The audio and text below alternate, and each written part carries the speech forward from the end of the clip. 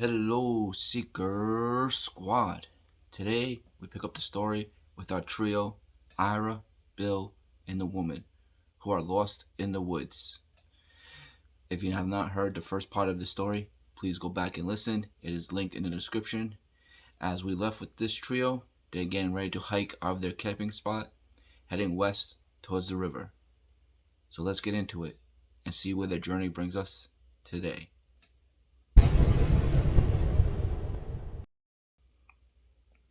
We've been hiking for 3 days now. Still no sign of the river. I wish Lillian was here so I can ask her what happened to Bill. Plus, she had a whole bunch of birth control pills in her backpack. Her and Jeff were dating.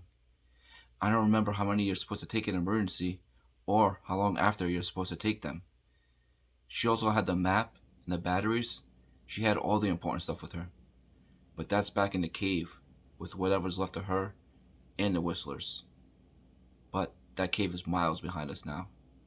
We built a memorial next to the stream. I'm sure at some point we'll have to lead rangers out here. They'll want to collect Lillian, Jeff, and the helicopter pilot. I don't remember what his name was. If anyone finds this, it was not his fault. It was an electrical malfunction. He got us to the ground safely.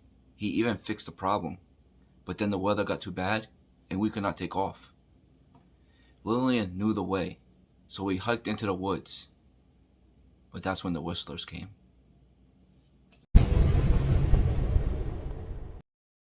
It's been raining for 2 days now, and the dead man's jacket is too big and not warm enough for Ira, but at least it's waterproof. We hear whistlers every night now, right after the sun goes down. 3 or 4 of them, calling back and forth. Bill is convinced they're tracking us. At night, when we build the fires, we stack rocks high above the fire to block the light. We still have not found the river, so now we are walking on a game trail. The walking is much easier, so I did not even give it a second thought until last night when Bill whispered, "What if this is not a game trail? What if they made this trail?" I don't even have the energy to think about that. If this trail was made by them, and their calls are focusing us in one area, then we might be headed into a trap. I don't even want to think about that. Ira curls up into a ball when the whistlers start howling. He whines and moans like his body is being stuck with pins. All he has said so far is, "Let's go." It hailed today, really hard. We had to take shelter under a tree. And when darkness came, no whistlers. This was the first time in a week. But somehow, the silence was more scary than the threat of the whistlers. Ira felt it too, because after 15 minutes of silence, he stood up and started whistling and howling at the top of his lungs in a tone that was not of his own. It was like he was calling out to them. Bill yelled at him to be quiet, but he just kept going. It was like he was trying to call them in. Bill had to tackle him to the ground to shut him up. Bill and Ira were fighting on the ground. I yelled, "Stop it," at first. But when Ira was not stopping making the noises, Bill just looked at me. And I nodded and closed my eyes. Bill had to knock him out to make him be quiet. He did not want to do it either.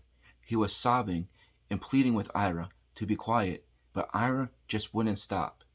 He knocked him out, and then there was silence.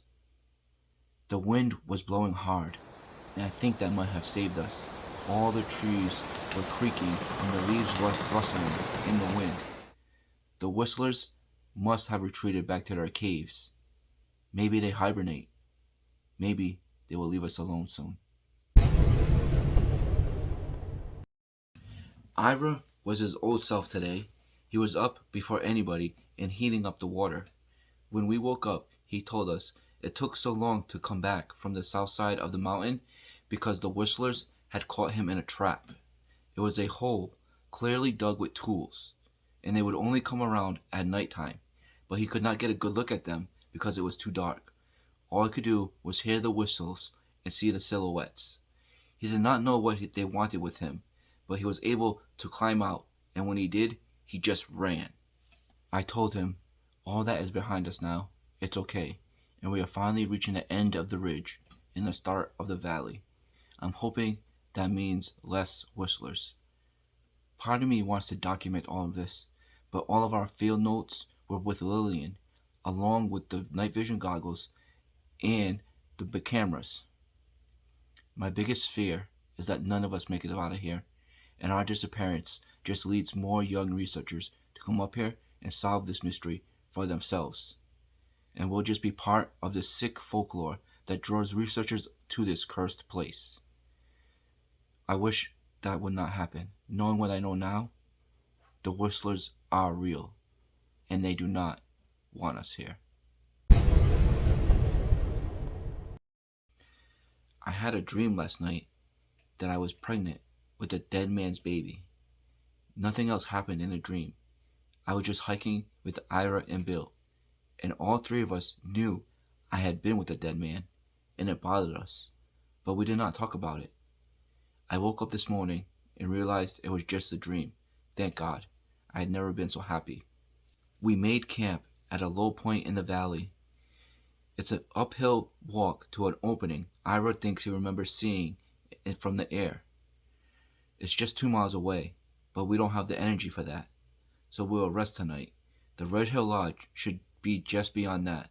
In the morning, we will move, and hopefully we will be at Red Hill before sunset. Ira decided to go out and look for food.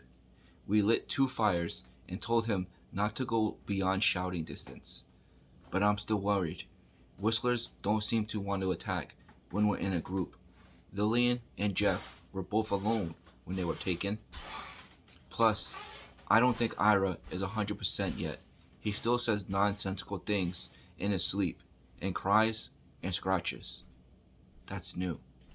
Bill and I went fishing after we did laundry. It was stupid to do it in that order. All we caught were minnows, and even that took hours. It's so cold. I can feel it in my bones. Bill just sat there and looked at me. What? I asked. He's not himself, and you know it. He meant Ira. I told him, it's okay. We'll get him a doctor once we reach Red Hill. He looked at me and said, what if Red Hill is not on the other side of the opening? What if we get there and we're looking at another week's worth of walking? What do we do then? I realized my eyes were closed, so I opened them. The lake seemed oddly bright, and Bill had his fingers on his brow. We'll worry about that when we have to, I said. I'm just saying, Ruth, I don't trust him like this. The other night after the hail, he couldn't control himself. He could get us killed. He's my husband, I explained. Well, he's my brother, he said. I nodded, because that's all I could do. I've known Bill longer than Ira, and I spend more time with him back at home since we work in the same department.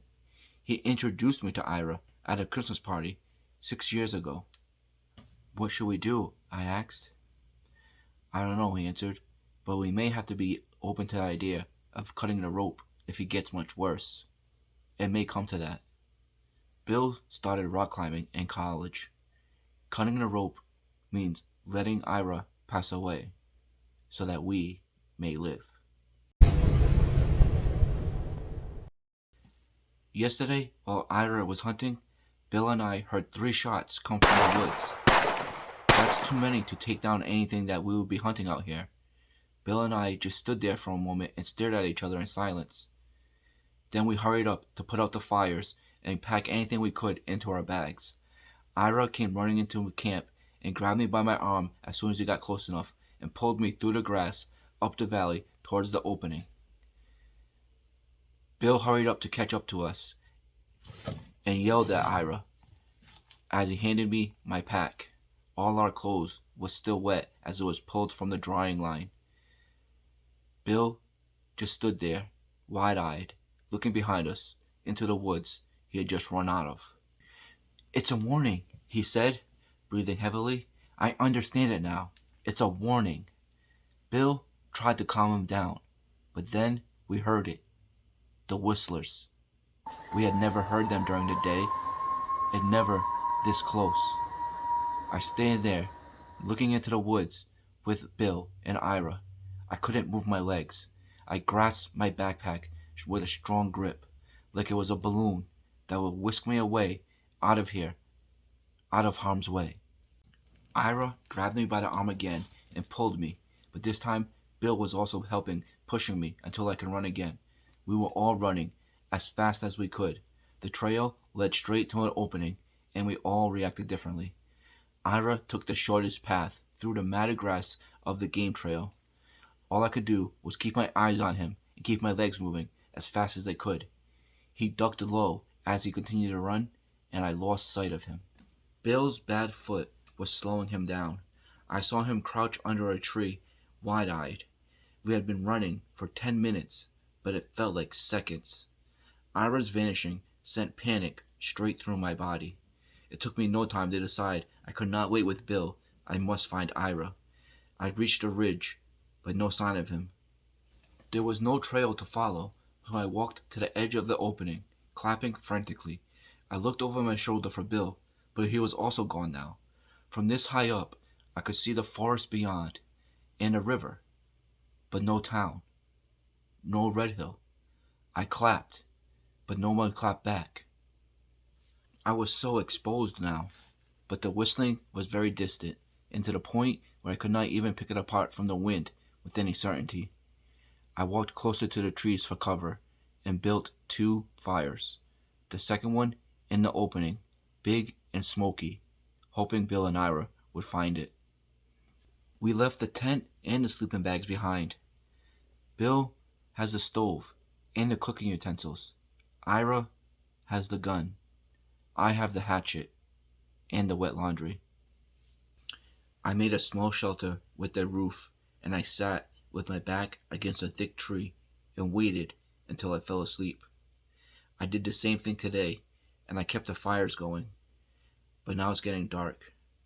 I should hike back and get the tent, but I cannot get the sound of the daytime whistle out of my head.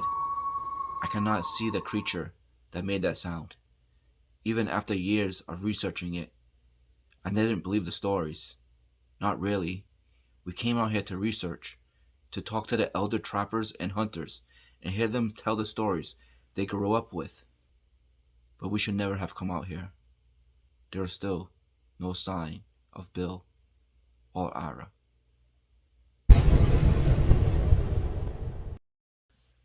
Alright, Seeker Squad, that is going to conclude part 2 of this story. Things are getting interesting now, and Ruth, who we found out is the woman's name, is on her own again.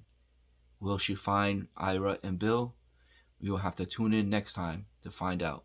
Remember, like, comment, share, subscribe. You guys are the best. I will see you in the next one.